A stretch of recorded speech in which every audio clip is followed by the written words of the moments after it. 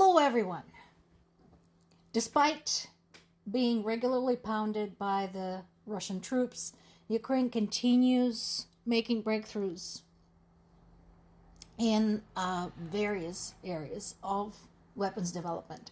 So we recently talked about the land-going armed robots.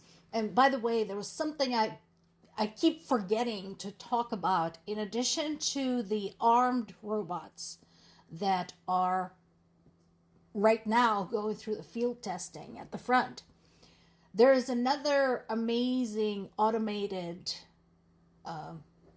device that has been now used for some time, and that is automated medical evacuation carts.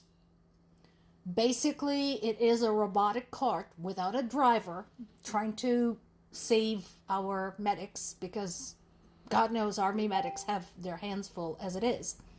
So they are controlled by a combination of AI and human operators to go onto the battlefield, grab the wounded, and bring them out as safely and carefully as possible.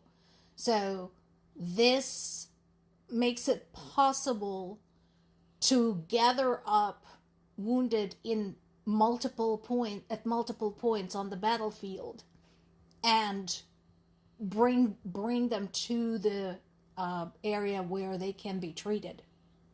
As all of you know, in these cases, time is of the essence. And so this eliminates the need for the medical team to go out there and determine, where do we go first? Where are we likely to encounter patients first? So that is an awesome development. But back to the weapons, we are at the next stage of the development of Flamingo missiles. And one of the reports from the manufacturers is that Flamingos will have the ability to deliver long distance strikes. So right now, most of the deep strikes were delivered by drones and by FP5. This is FP5 variant Flamingo cruise missile. Right now, they're working on FP7 and 9. And what they're looking to do is speed them up. Why?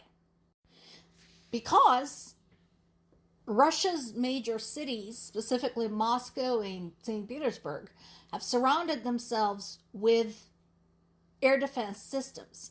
So, as I told you many times in the past, while there have been drone flyovers, they were mostly psychological warfare. They didn't really seriously intend any harm. They may have done some reconnaissance, but mostly they were to wreak havoc with Russia's air travel, because some major airports are located around Moscow and St. Petersburg. So now, with the FP9, they are planning to develop speeds over 1,200 meters per second.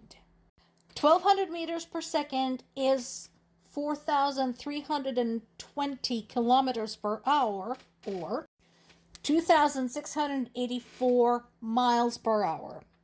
Not slow. Right now, Russian Iskander missiles that are used constantly against Ukraine develop the speed of only 800 meters per second. That's about, 3/4? Thereabouts. Of what we're looking at with the Flamingos. So what this means is that Flamingos will be able to bypass Russia's air defenses. Now, once again, Ukrainian people and Ukrainian government and Ukrainian military command are not morons. They do not want to destroy Ukraine's credibility by striking civilian targets.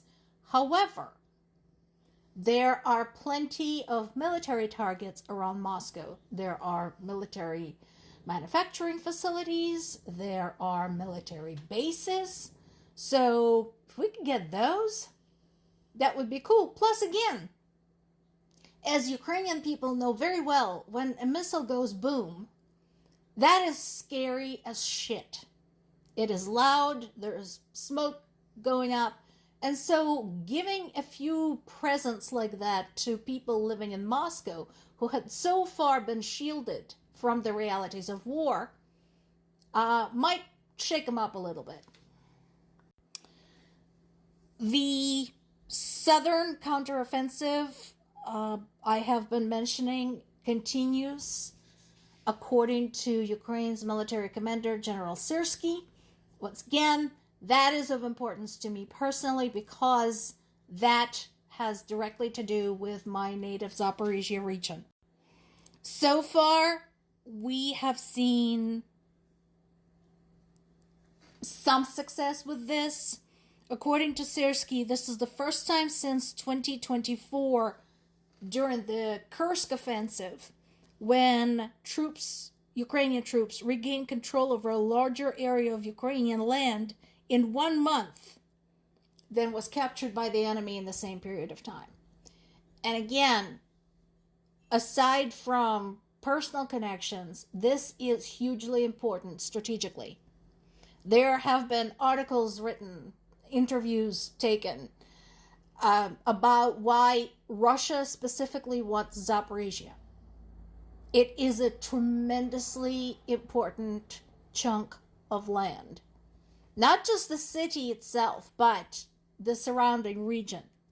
So this is good news indeed, and I hope they will continue clearing that out.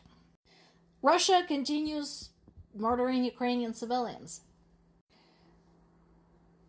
In this latest attack that took place earlier today, there were 2 ballistic missiles involved and 197 Russian long-range attack drones, including 120 Shahed drones.